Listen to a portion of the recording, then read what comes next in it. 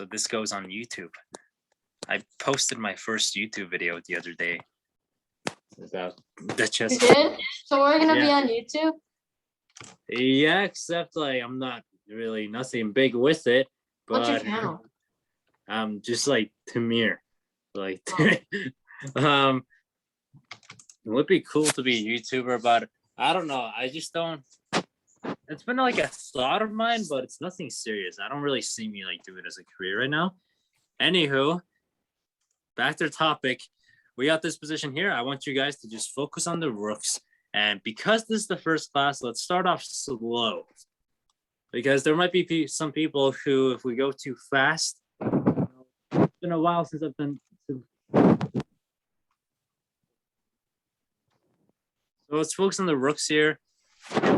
Move well in straight lines, either side to side or up and down, just like that. And for example, we got two rooks here. These rooks can go on all these green dots. So here, here, here. But notice they can't go up and down because the pawn is blocking the way. So now we're going to get to the second point. So each of these examples with the pieces, we're going to first talk about how the piece moves. And then we're going to talk about where the piece is strong. And this is so basic, but so important. It'll apply to all levels of chess because good chess players, they just put their bad pieces in better, stronger positions. And they keep doing that with most moves. And you'll see they'll never play like a random move. For example, the two rooks. But if you notice here, they're both kind of stuck here. They can't really go into the enemy zone and attack. So what white can do here is white can do two things, two ways to make these two rooks stronger. And I want you guys to just try to not like guess it, but predict. What are two ways, two good moves for white? And these are moves that can make white's pieces stronger. Pieces as in the rook. So where would you put these two rooks, in other words? That's strong. There's two good squares. Let me know. You can type it in the chat. You can raise your hand. You can, I don't know what other way there is, but yeah, you can do those two. And then we'll see. What do you guys have to say?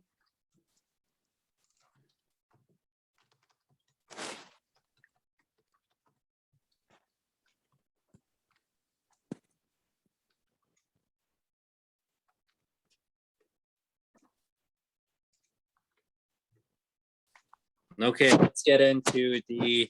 Oh no.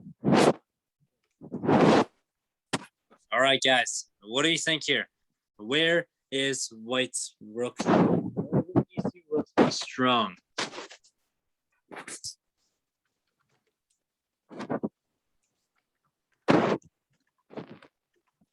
Let's look at our options. We got a rook here. Here, here, here. My question is, where would the rook have more space, more movement? Notice right now it's got limited movement because this pawn is in the way. What if the rook was here? This is way more movement and we're attacking a pawn. So black will have to defend with their rook like that. But still, this rook on B, so this is B1, column B, row 1. This rook on B1 is very mobile now, way more mobile than it was on A1. And that's what you're looking for. Places where your pieces are mobile, they have space. Because if you lack space, for example, this rook lacks space right now because it can't really move. And when a piece lacks space and you don't do anything about it, that piece is just like a pawn, honestly. Because a pawn has limited mobility, can only go like one square up. Can't really go much. But if you leave your rook here, your rook is acting like a pawn. Your 5 point, by the way, so I'll introduce the point system afterwards, after I do all the pieces, but the rooks are 5 points basically. Pawn is 1 point. But if you don't use your rooks, if your rook is not mobile, if your rook is not being used in the game, this rook is just as good as a pawn. This is a 1 point rook right now. If you do this, now this rook is really strong. Now this is a 5 point rook. And now look at all these spaces the rook can go into.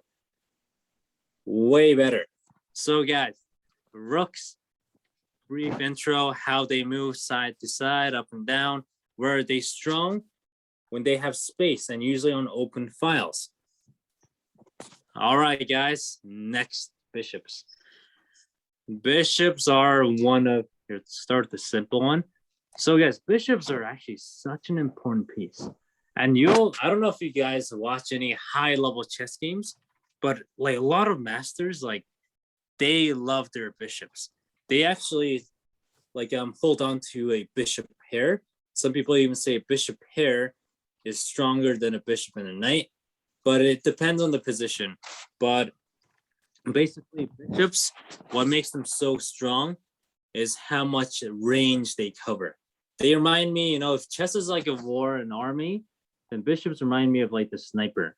They can be all the way over here, way back here in the corner, but then attacking here, like attacking the enemy. So how the bishop moves is, imagine an X, literally an X, a diagonal. That's how it moves.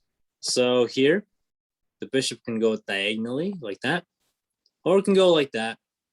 So anywhere on these green dots. So this would be a move, this would be a move, like that. All right, guys. So now, there's 2 points I want to make about this example here. And let's introduce, so let's take our focus on the king here. So this is our king.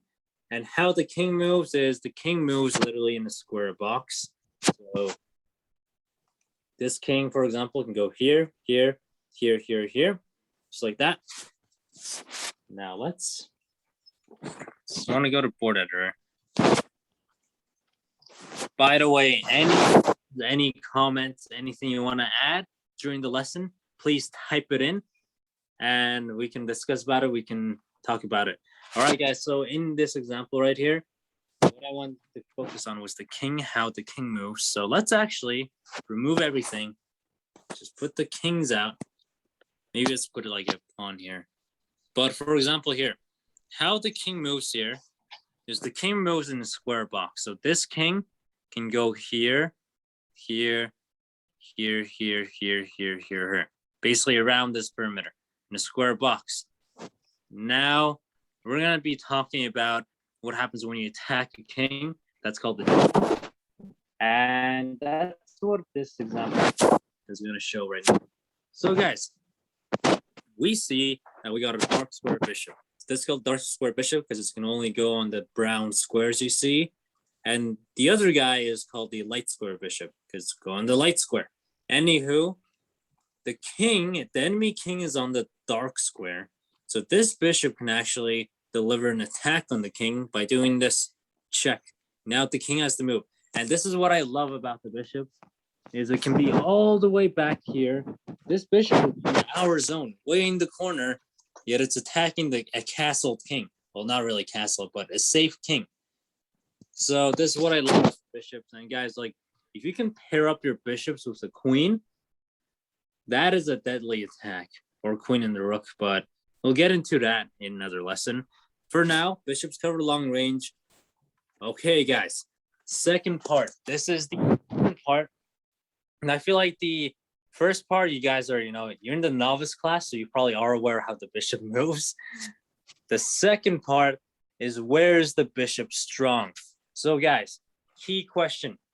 You guys' turn. Tell me, out of these two bishops for white, which one is stronger?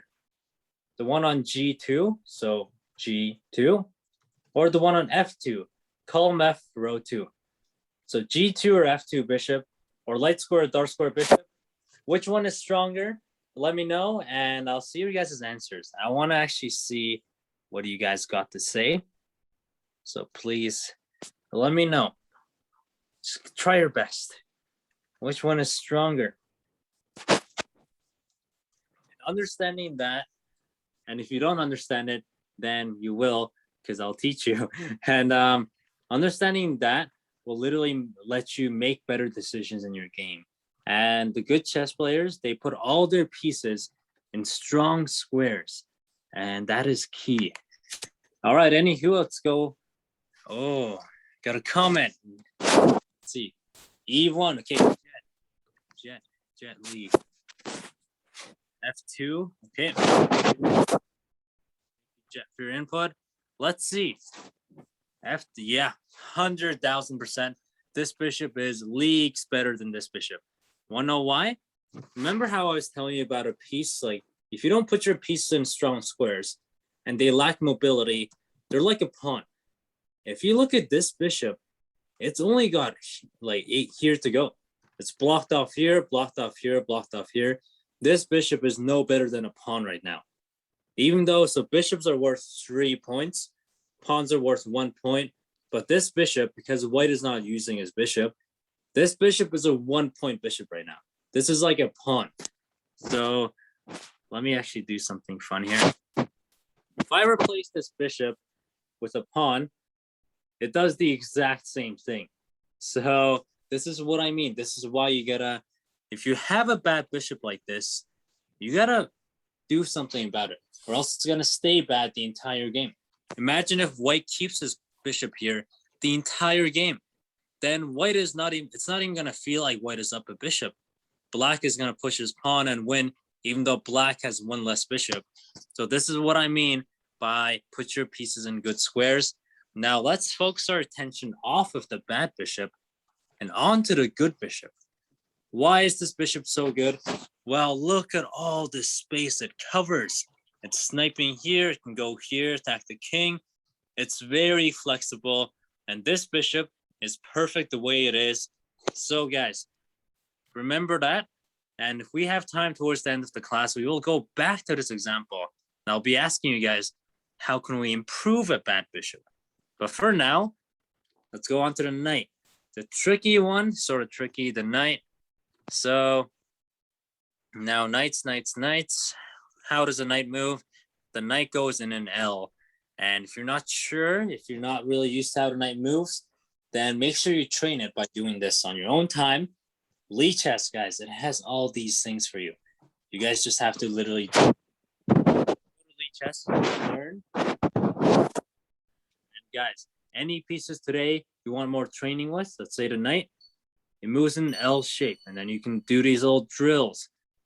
For example, this knight can go in an L, so 1, 2, 1. That's how I like to do the knight move. So here, 1, 2, 1. This knight can take this star, and then 1, 2, 1. Or it can also go L this way, L like that, L. So wherever you can draw an L, no matter how it is flipped, the knight can move there. And the knight can hop around. That's the nice thing. So guys, remember this tool. For example, here, now we gotta capture all these stars. So we can go L, L, L. And guys, you guys can do this on your own time. All you need to do is literally lead chess, learn chess basics, and anything. Most of the stuff I teach.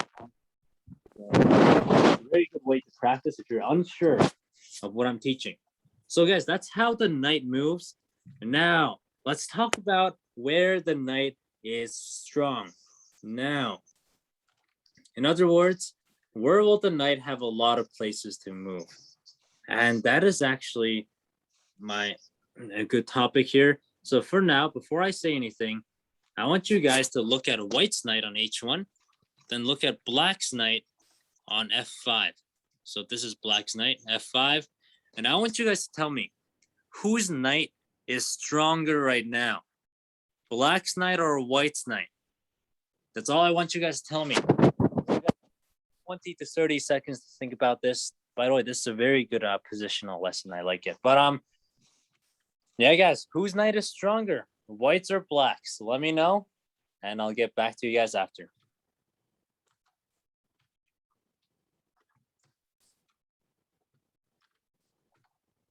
It's important to understand what pieces are strong and what is weak, because once you understand that, then you can take action in your own games. You can look at your own pieces and go, okay, my knight here is really bad. Let's move it here so it's stronger. Or you can go, I don't like my bishop on this square.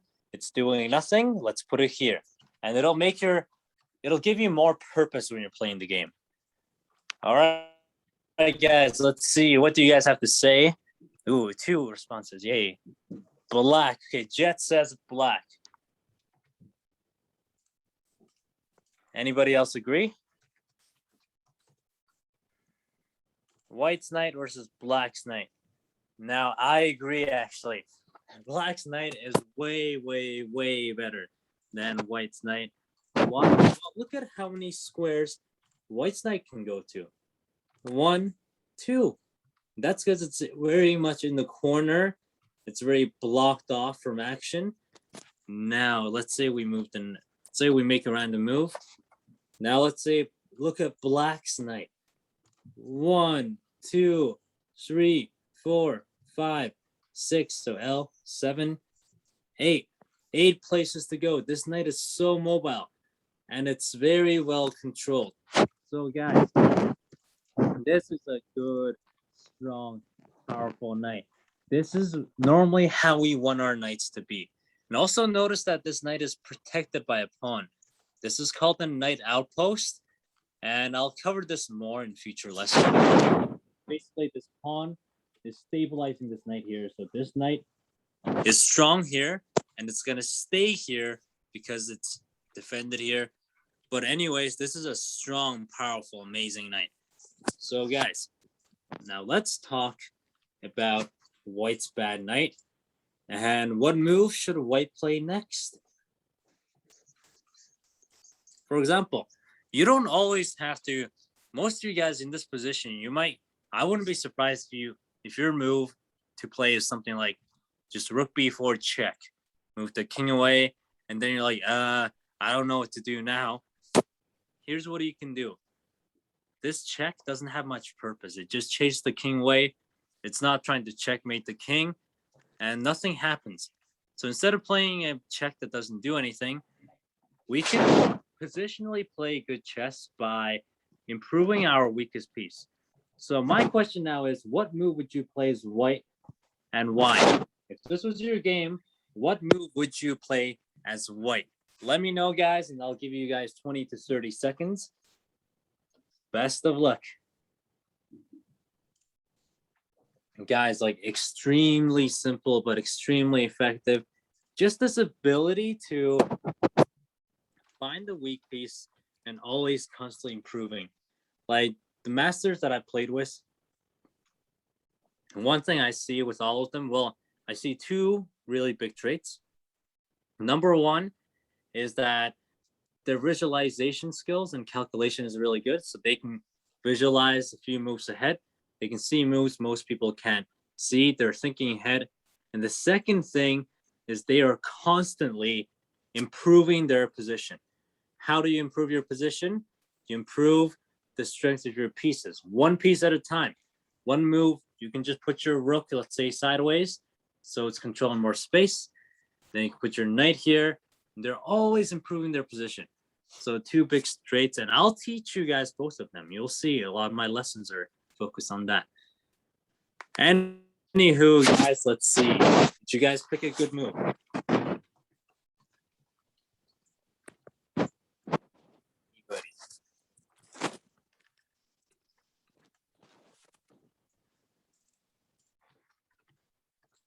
All right, guys, so here, White's best move would be actually just move the knight. Just like that. Because now it's no longer in the corner. Now this knight is more mobile. Or what White can also do is, so knight f2, actually this is the best move. So knight f2, and the idea is now this knight is way stronger. Let's say king moves. Then knight can go on, let's say here, or knight can go up here. The idea is the knight is way better now than it was in the corner. So guys, improving your pieces. And this is how the knight works. Let's go on with the pawn now. Pawn, pawn, pawn. Oh, this is one of my favorite ones. By the way, a lot of high-level masters, they love their pawns. They're always thinking about pawn structures. So we got this position here. Now I want you guys to tell me, material is even. Both guys have the same number of pawns. They have the same number of pieces. My question is, whose position do you like better? who is actually winning here. And this will show you why it's important to arrange your pieces in a good way and all your pieces. So guys, let me know here. We both have 2 rooks. We both have a bunch of pawns. But who is better? Let me know.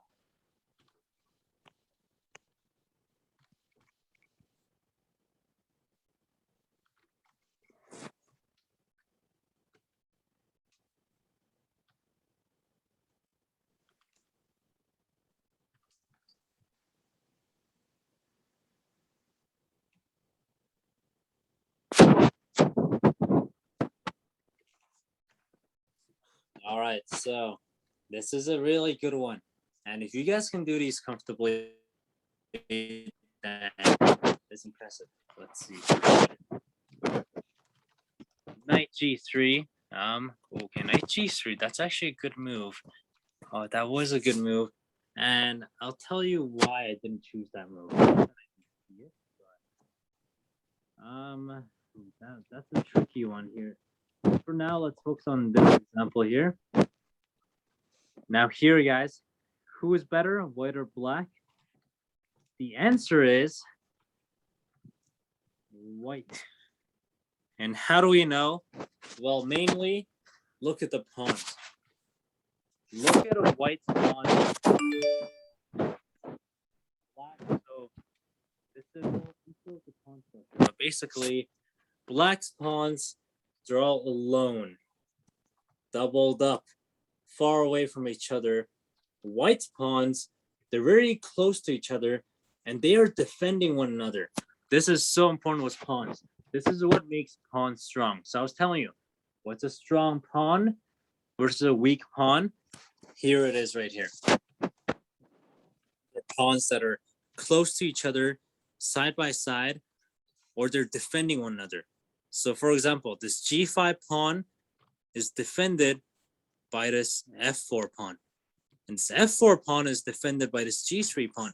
So all these pawns are so well coordinated. And because they're so well coordinated, they are basically taking so much space away from black. So guys, these pawns are extremely powerful. Now let's look at black's pawns. These are horrible pawns, every single one of them. So these 2 pawns, not defending one another at all. They're all alone. This pawn's actually blocked off because of this pawn. So this is called a double pawn. Very good. Now this pawn, even though it looks like it's close to promoting, it's weak because there's nothing defending it and there's no pawns nearby. Now, if this was the position, now this is an amazing pawn. It's defended by another pawn. It's very in white zone. But unfortunately, this pawn alone is weak. Same with this pawn. If white were to play here, white can literally go after any pawn. White can go rook a2, and black cannot defend this pawn. White can go rook c2, attack this pawn. They can attack h2 pawn. So white is basically dominating this position. And it's all because of the pawns, because white has strong pawns. All right, so okay, so now we're entering the opening phase here. But again, here,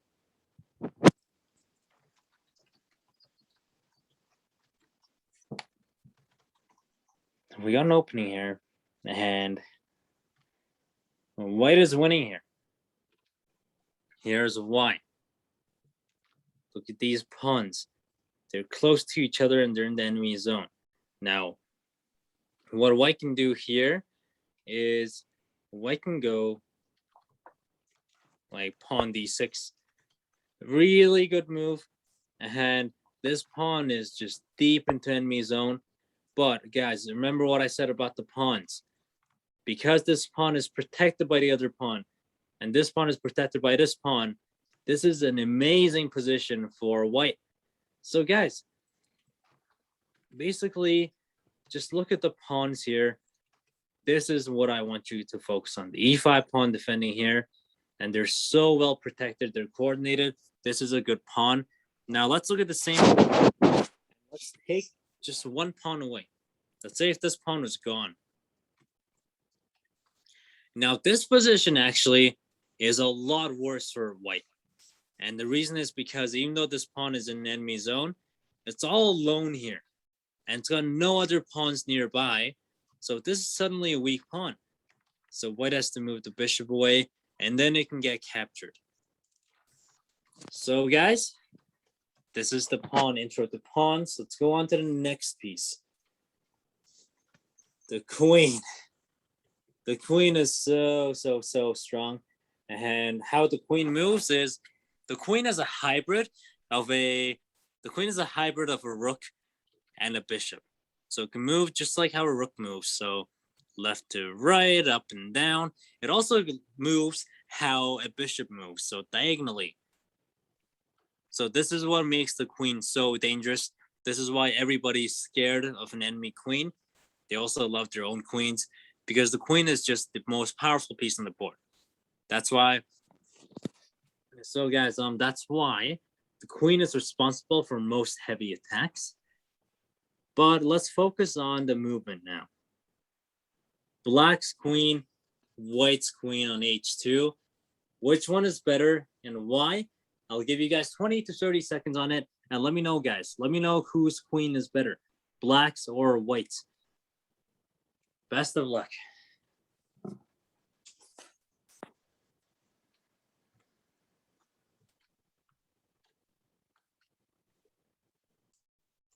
Blacks. I like that, Ivan. Okay, so I'll give you guys a little more time to think, but I haven't answered for a long. yeah, but it's okay, Ivan. You answered now. That's what matters. Let's see. Black. Eli says black. Is that a new message or is that an old message? I don't know, but you're right. Anyways, Eli. Good job, and good job, Ivan. Black's queen is way better. And how do you know if a piece is good or not? Guys, just see these green dots? In other words, the number of places it can move to. The more green dots you have, the better the piece is usually. So for example, this queen can go here. It can go here. It can come here, attacking the king. It's got so many options. It's got so much space. It can even come here, double up. So this queen is very powerful. Even though it looks like it's only on like just close to our zone, not doing much, this is still a strong queen. Now let's play random move. Let's look at here. Horrible queen. Guys, queens are worth 9 points. 9 points. And the pawn is 1 point, rook is 5 points. So this 9-point queen right now is no better than a pawn because it is doing stuck here. So this is why it's so important, guys. Why fundamental is because you gotta realize when you got a bad piece and you gotta make it better. If white keeps this queen here the entire game, white is gonna feel like he's down a queen, literally. Why? Because white is not using the queen.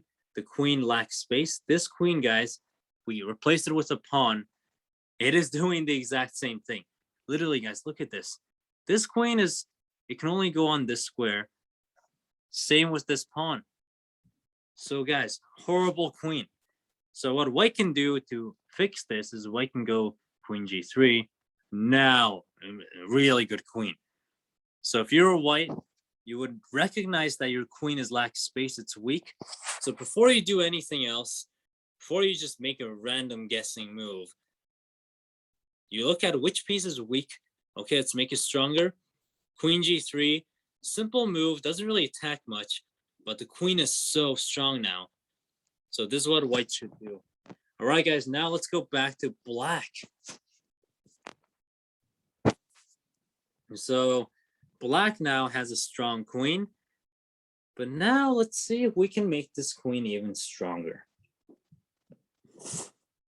How can black improve this queen's strength? Because notice right now, the queen has a lot of moves, but it's in our zone. So one way that black can increase its strength is to move the queen into the enemy zone and start attacking, putting some pressure on enemy pieces. So let me know some good moves you see. I'll give you guys about 20 to 30 seconds to think about it. And best of luck, guys. The queen is such an important one.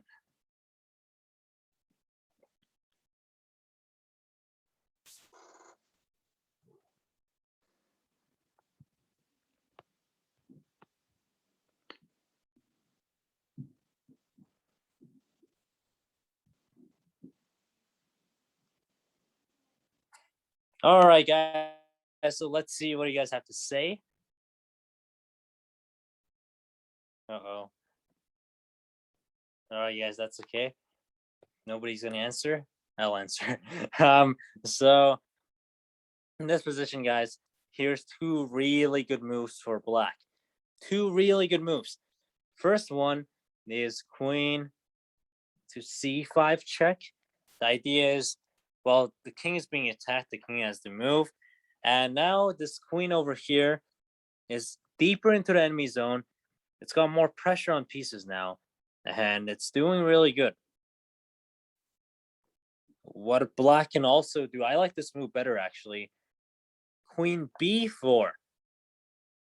Now, black's queen is deep into enemy zone. And if you notice here, this bishop is being attacked. So let me show you here.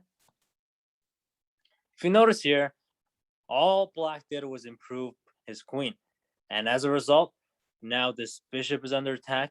This pawn is under attack. This pawn is under attack. And black is going to start winning now. So the bishop has to move. Then black can pick off on the pawns, get more pawns. Then the rooks can come in.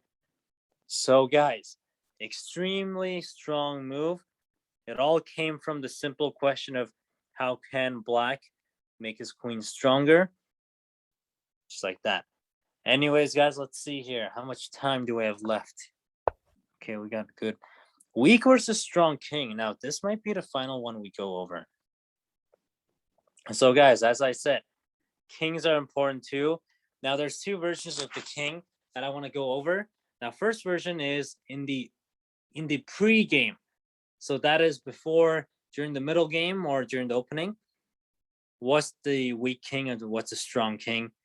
Well, guys, look at these two kings. Look at white's king. Look at black's king. I want you guys to tell me which king is stronger or which king is better.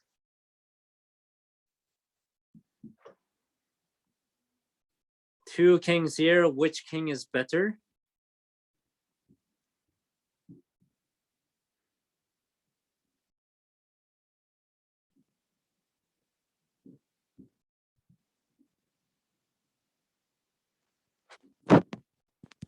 All right, so I'm getting a little excited here. I feel like answering this one. Let's see. Anybody?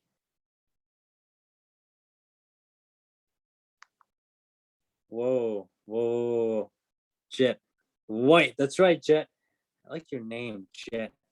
Is that your real name? Or is that your nickname? Anyways, so guys, here white's king is way better because look at this amazing king. It's castled, it's ready to go. By the way, I think it's you, Ivan. I remember analyzing one of your games and I realized your king was in the center the whole game.